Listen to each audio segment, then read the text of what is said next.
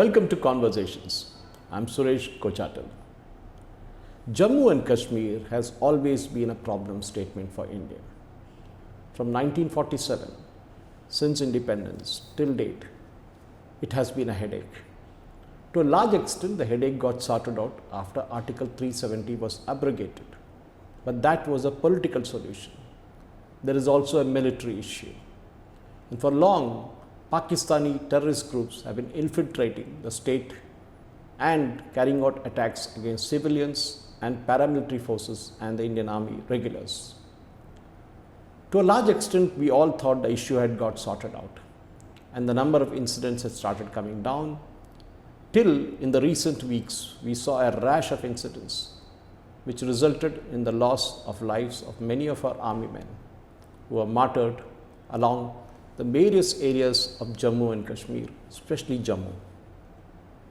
To understand this issue as to why this is happening again, I have with me Colonel Retired V.V. Rao, who had 5 tenures in Jammu and Kashmir, including one along the line of control. He also served for 4 years in the Assam Rifles in 3 northeastern states. With such an extensive experience, there is no better person to talk about what's changing in Jammu and Kashmir. And I have with me Colonel V.V. Rao here today. Thank you for the conversation, sir. Colonel Rao, thank you, sir. Thank you very much for joining us. It's been quite a long time since we have spoken, but then I thought you are the best person to speak on this subject, which is why I waited for quite a few weeks now to get you on the show. To start with, Colonel, I would like you to speak about your tenure so that our viewers can understand the experience, the wide experience that you have being an army officer.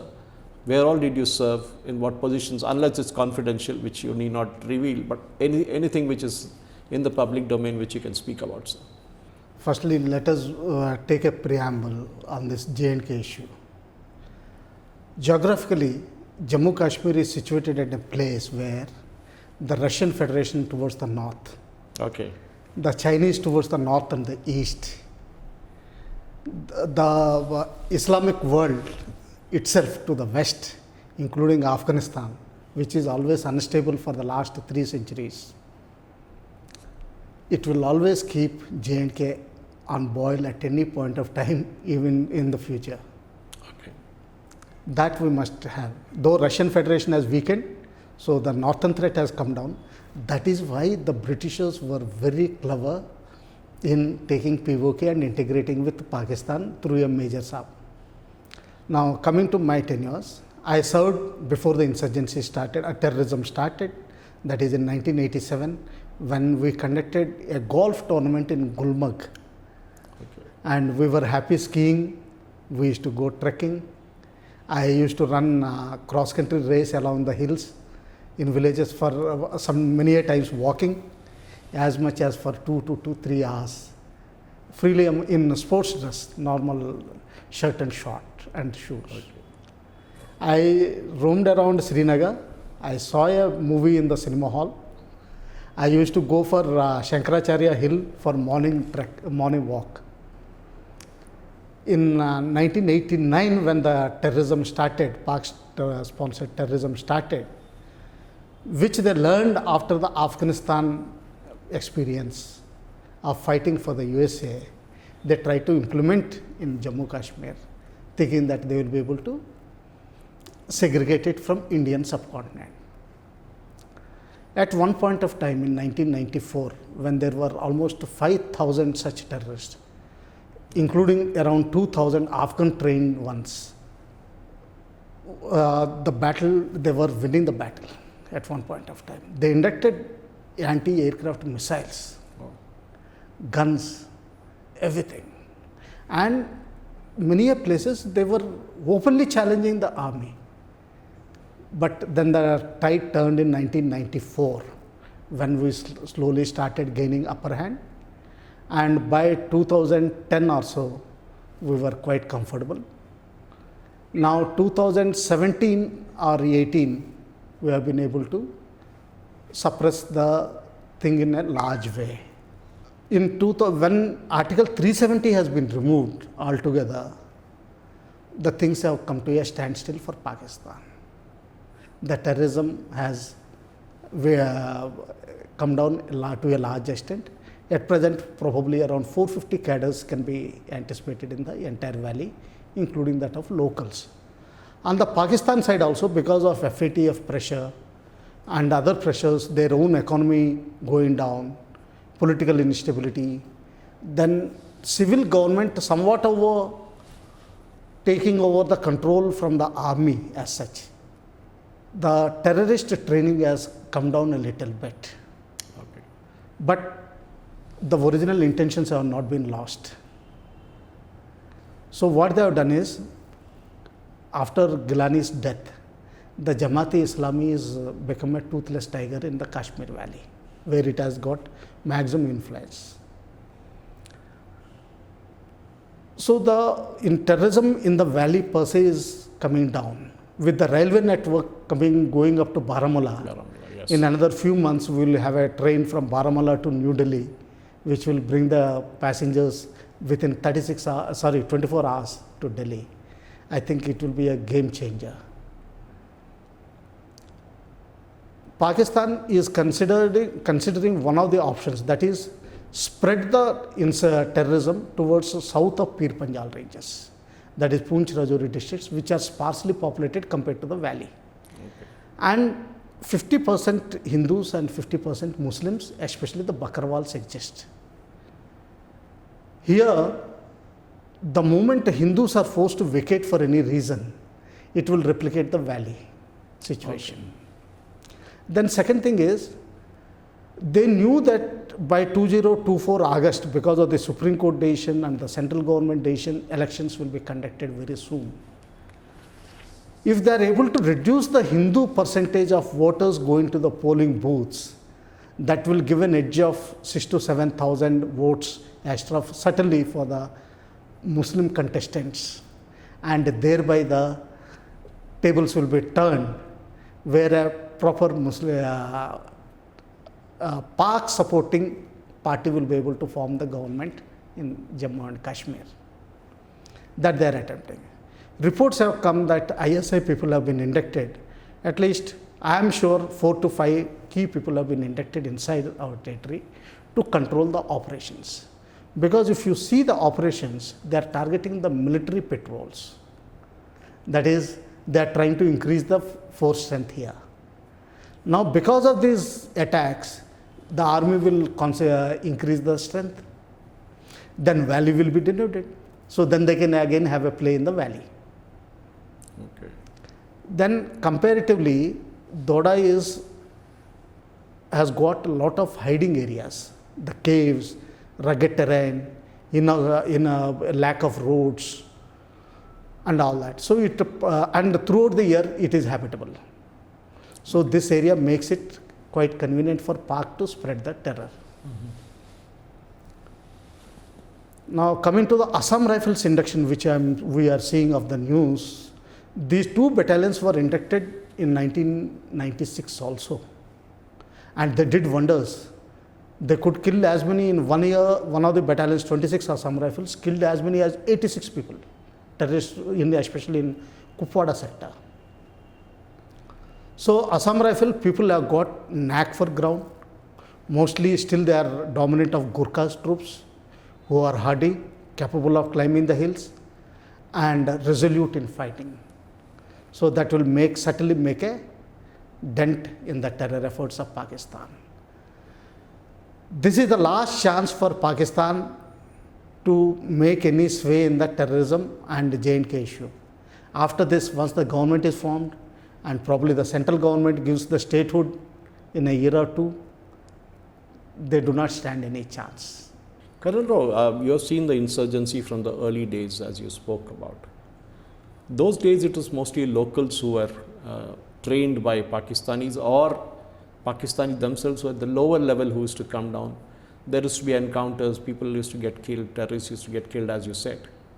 But what we have seen in the last 2 months or 3 months is that the quality of the terrorist, if you can name it that way, they seem to be more trained, which is seen in the number of casualties in the side of the Indian army. Do you think there has been a change in the way Pakistan has decided to get their own commandos sometimes into this operation, or their own commanders to be there on ground, as you said? Is this a change in tactic just for the election thing, or do you think after the election things will go back to normal, or will it get even worse?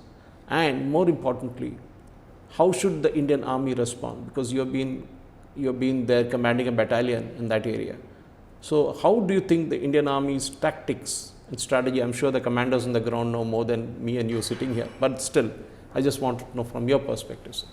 The number of Pak Tanjeems, or the groups as we call them, has certainly dwindled, especially with action against LET and other prominent groups. Groups like Harkatul Ansar altogether disappeared. Harkatul Ansar once upon a time consisted only of Afghan veterans. So they were hardy and they could withstand a lot of pressure and strain to act against Indian Army. The locals, what we call them as Kacha Muslims, were never so violent as these other people were. But what happened after this dwindling of terrorism in the Kashmir Valley per se, the old people who were trained earlier, after rest and recoup, or even probably after marriage and having a child on the other side, they are being reinducted with fresh motivation and more monetary incentives to carry out activities against Indian Army. Yes, ISI people, these people sitting in a comfort zone within the Indian territory, try to control the activities through radio sets or even physical presence at times directed against the Indian Army troops. Obviously, now the patrolling will intensify, the density of troops in the hinterland will increase, but we are trying to bring the troops fresh forces from the northeast, especially the MHA forces, not the Ministry of Defence forces. Second thing we must see is the Baluchis are in the Pakistan are reaching a crucial stage now. Day before yesterday, a major attack had taken place where they had taken control of a Pakistan army post for almost 12 hours. They killed around 126 people and they are gaining strength now. One of the bridges has been demolished altogether, which will impact the CPEC corridor altogether. Now, drawing a line from this experience, they feel that if they cut off the Indian rail and road routes which are coming up, that the CPEC revenge will be taking place. That is what they are attempting now. Colonel, the question obviously arises, are we using the Baluchis as a countermeasure against what Pakistan is doing to us in Jammu and Kashmir? Because the Baluchi thing didn't start yesterday. I think it started long back during Indira Gandhi's days, as you were mentioning earlier in the conversation. So do you think the way the India should exert pressure, because we are more friendly with the Afghanistan government than Pakistan is actually, and Pakistan is having a huge problem with Tehreek-e-Taliban attacking their own forces in Pakistan, inside Pakistan, even the border at Pakistan. Do you think the game has changed now that India is also kind of paying back Pakistan the same coin as they were doing to us?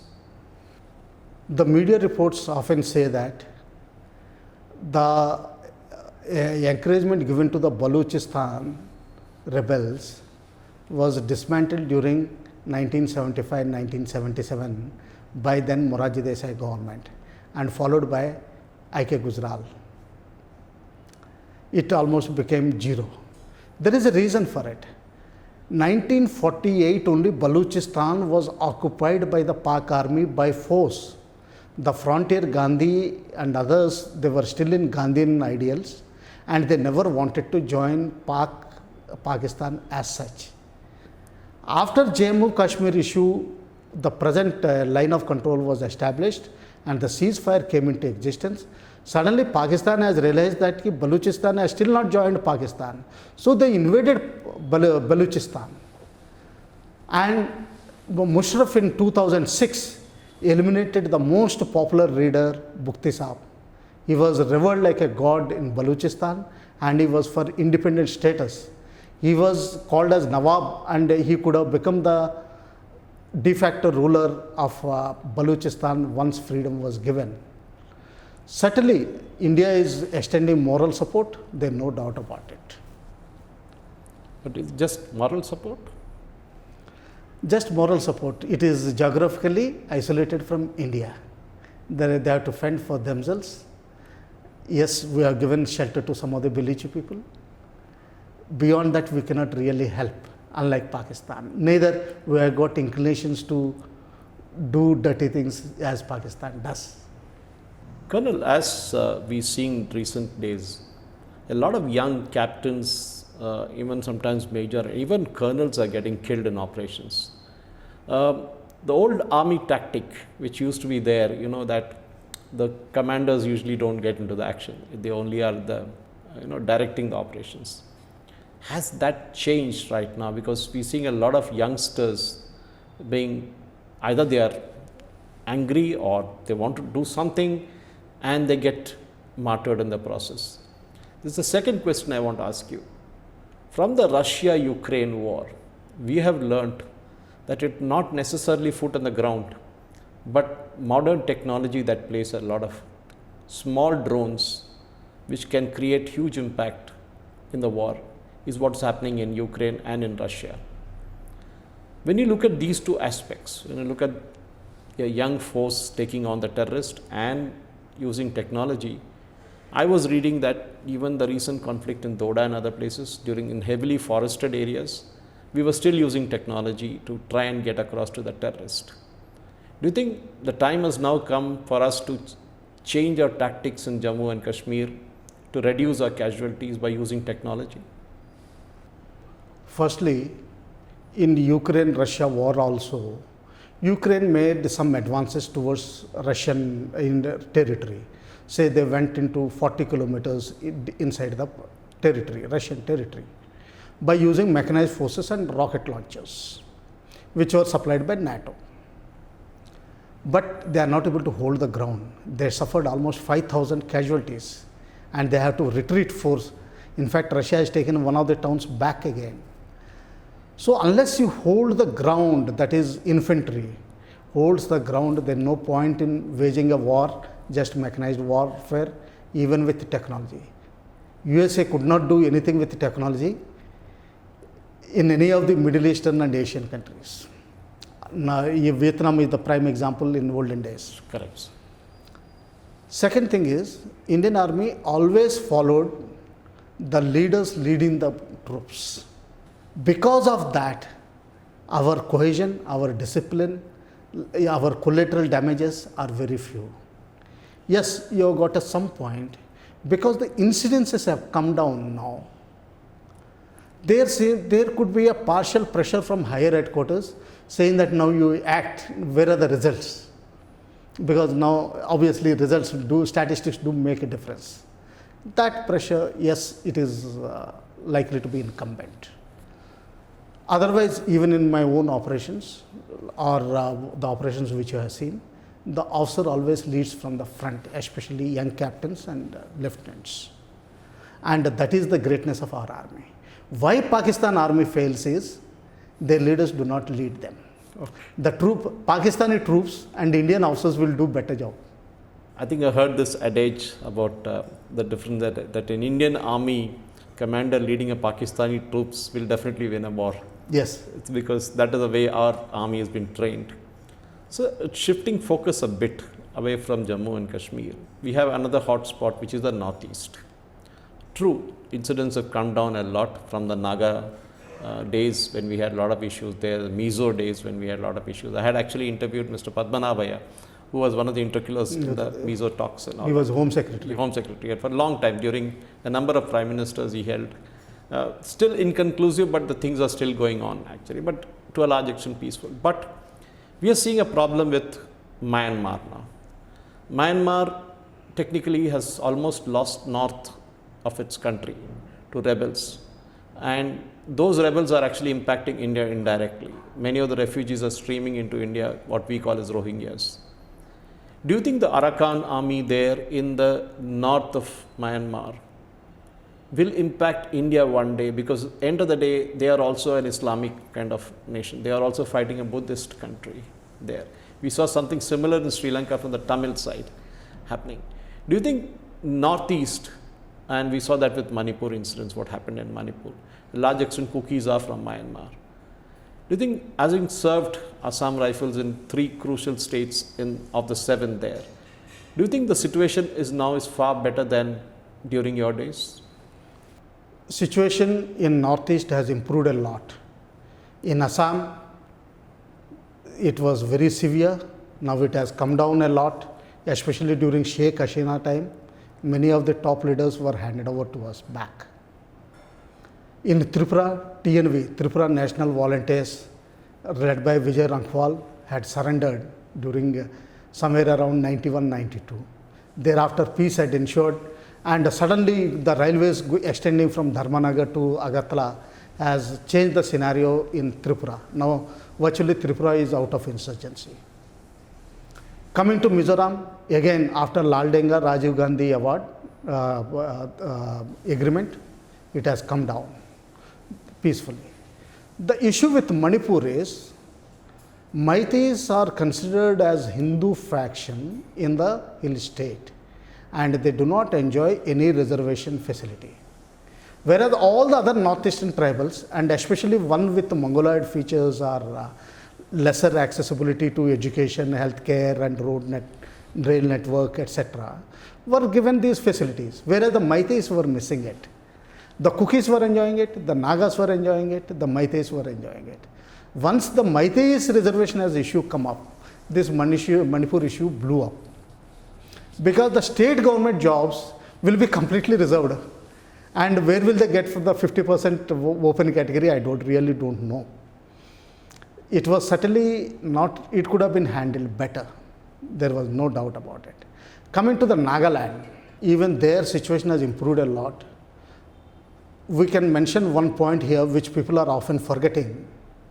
The Western countries do not have a Christian nation for their illegal activities in the entire South Asia. In the 1950s itself, they wanted to create even a small Christian nation in the center of Southeast Asia. That is where Nagaland came up, and their title Nagaland for Christ, and NNC was being totally supported by them. In fact, if you remember, during Morarji Desai's time, 2 Britishers were caught who were trying to help the Naga movement. Then the Naga movement itself broke after NNC leader Fizo's death, and it broke into 2 groups, one led by an Indian, 2 Indians, and one led by the Myanmar tribal who came from Arakan area. These 2 factions also started fighting with each other. Now the Naga peace accord has been done with Isaac Muiwa's faction, but not with the other faction, Kaflang faction. As of now, peace is prevailing, and the peace dividends are paying. One of the things which I personally feel is that eastern corridor towards Myanmar, Thailand, Malaysia should be opened up at the earliest. Similarly, we should have opened up a corridor from Tripura to Chittagong during Sheikh Hasina's time, which would have done a lot of changes even in the present scenario. The containers could have been shifted from Chittagong to northeastern hill states directly. Now that the railway line is extending to Manipur, partly covering Mizoram for a few kilometers, Nagaland it is there, Arunachal Pradesh it is being extended. Arunachal Pradesh, by and large, it was always a peaceful state. Assam, the terrorism has come down. So Northeast is generally gearing up towards peace, and we must actively take the eastern corridor issue, and if possible through Bangladesh. Then lot of changes will take place. In fact, people might criticize it as India's road and rail corridor. Even taking the blame, we should do it. Colonel Rao, as we close this conversation, it's wonderful listening to you, because the kind of theatre command experience which you have, that you have dealt with in various tenures in Kashmir, Siachen, for example. I think you didn't mention Siachen. We should just speak about it a bit more, about Siachen. It's also the military doctrine over the years. When you would have underwent your training at that time to what it is now, do you think the military doctrine has changed, the training has changed, the methodology has changed, the mental makeup has changed? So starting with Siachen, we can then get on to the second part of the question. In 1984, we occupied Siachen Glacier, preempting Pakistan. Yes, we did a wise thing, but one of the other things which we could have done is, behind Turtuk, we could have taken the line in towards Kadu, that is part liberating the portion of the extreme portion of the POK, so that the Siachen Glacier need not be held. And now China is trying to see an opportunity here through that river corridor via Turtuk, trying to link up from the earlier CRPF post, as we call it, that is somewhere south of the plateau which is parallel to the Siachen Glacier, linking up to Pakistan's Kadu. This was a defensive mentality which we did till 90s. After 90s, firstly PV Narasimha Rao government tried to make a nuclear explosion and declare India as a nuclear power, which probably he did not succeed, but we succeeded later in the BJP's time. It was a good thing. The offensive tendency started developing up in us. Earlier, we never developed the road network towards the border. We used to leave the places underdeveloped. As a result, the Chinese took advantage of it, developing their road and rail network right up to the border, and even deploying some villages, artificially created villages out of ex-servicemen and other low-level government employees in the border areas with huge lands, good houses, electricity, water connection, and every possible facility being given to them. They have taken advantage. Now we have learnt out of this, and we are also constructing in the border areas. That is a basic change in strategic attitude which has come up, which I am seeing in my own lifetime. The second one which has changed is, yes, the youth who are joining the army now, they are computer savvy, mobile savvy, forward thinking, and slightly less physical. And not that we are against the women cadre induction, but with women cadre induction increasing, the other administrative aspects have increased a lot. Their security, safety, and interaction with other people, are the troops going in the convoys. They are very daring, they are very good, they can undertake any activities, but certainly the culture has changed certainly somewhat of more. Colonel Rao, I wish we could go on and on, but we will keep interacting regularly. This half an hour conversation which we had was mainly to focus on Jammu and Kashmir and the Northeast, to understand how terrorism has played over the years and how we have handled it from our end. In our subsequent conversations, we will get more into the specific areas which you think that we should be speaking about, and definitely our viewers at SM Media will actually be looking at these things too. It was wonderful speaking to yours. Thank you, sir, and thanks a lot for sparing your precious time and coming over to our studio. Thank you very much. Thank you, sir. Namaste. Ladies and gentlemen, that was Colonel V.V. Rao, retired, who spoke in depth about his experience in Jammu and Kashmir and the Northeast. The conversation could have been bigger, but we will take it up subsequently in subsequent editions of the conversations. And for more, our viewers should also understand how the army functions, how the armed forces functions, and what goes beyond it. And that's more important.